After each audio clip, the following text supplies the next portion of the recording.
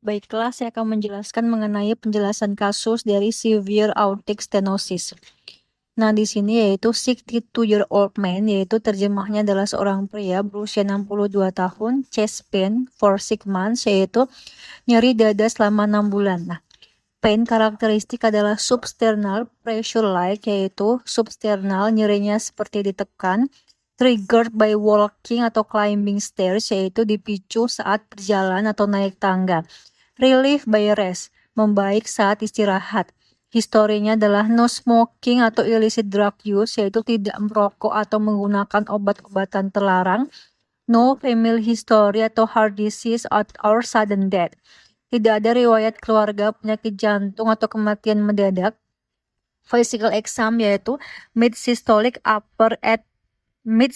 murmur at upper sternum, yaitu murmur mid-systolic di daerah sternum atas.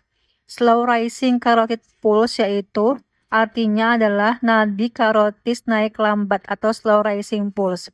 Investigation yaitu cardiac catheterization sama dengan 30% stenosis dari mid LAD, yaitu kateterisasi jantung stenosis 30% pada LAD tengah, 50 mm raksa, pressure gradient across aortic valve, yaitu gradien tekanan 50 mm raksa pada katup aorta. Most important contributor to symptoms, yaitu artinya faktor paling penting yang menyebabkan gejala pasien, yaitu A. Decrease in coronary blood supply due to lipid-rich plaque. Artinya yaitu penurunan aliran darah koroner akibat plak kaya lipid. B yaitu decrease in coronary blood supply due to vasospasm. Artinya penurunan aliran darah koroner akibat vasospasme. C yaitu decrease in left ventricular compliance, yaitu artinya penurunan compliance ventricle kiri. D. Increase in left ventricular stroke volume. Artinya yaitu peningkatan stroke volume ventricle kiri. E yaitu increase in left ventricular wall stress, yaitu artinya peningkatan stres dinding ventricle kiri. Nah, coba di pause terlebih dahulu. Jawaban mana yang paling benar, yaitu jawaban yang paling benar yaitu E, yaitu atau increase in left ventricular wall stress. Nah, di sini akan dibahas yaitu mengenai aortic stenosis. Definisinya yaitu penyempitan katup aorta sehingga menyebabkan aliran darah dari ventricle kiri ke aorta terhambat. Etiologi yaitu adanya degeneratif atau kalsifikasi di usia tua, katup aorta bicuspid atau kongenital, dan juga adanya rheumatic heart disease.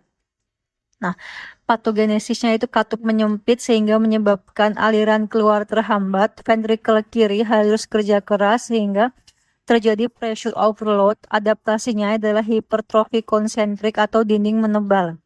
Patofisiologi yaitu menyebabkan obstruksi tetap atau fixed obstruction sehingga menyebabkan stroke volume sulit naik saat aktivitas. Tekanan ventricle kiri meningkat sehingga terjadi wall stress itu meningkat.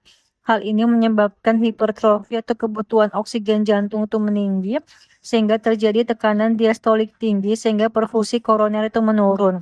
Artinya akhirnya terjadi suplai oksigen menurun dan juga plus demandnya oksigen meningkat, terjadilah suatu iskemia atau angina. Nah, kemudian juga sign and symptom yaitu dyspnea atau sesak paling awal, angina atau nyeri dada, dan juga sinkop pingsan saat aktivitas. Ini adalah trias klasiknya.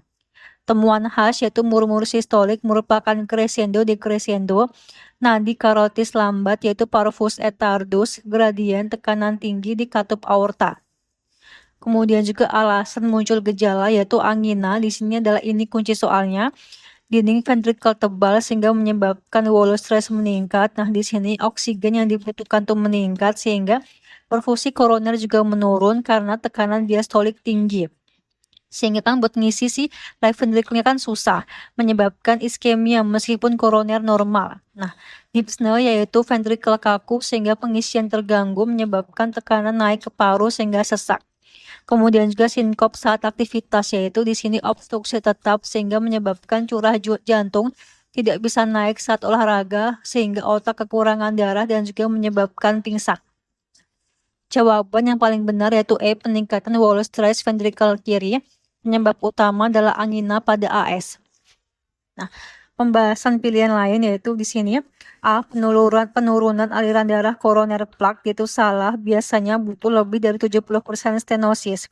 Pasien ini hanya 30% tidak signifikan, benar jika coronary artery disease atau CAD dengan stenosis berat.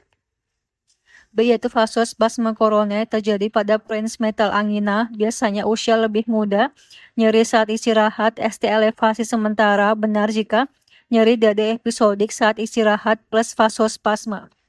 C yaitu penurunan compliance ventricle kiri, memang terjadi pada AS atau ventricle kaku sehingga menyebabkan sesak atau diastolic dysfunction, tapi bukan penyebab utama angina.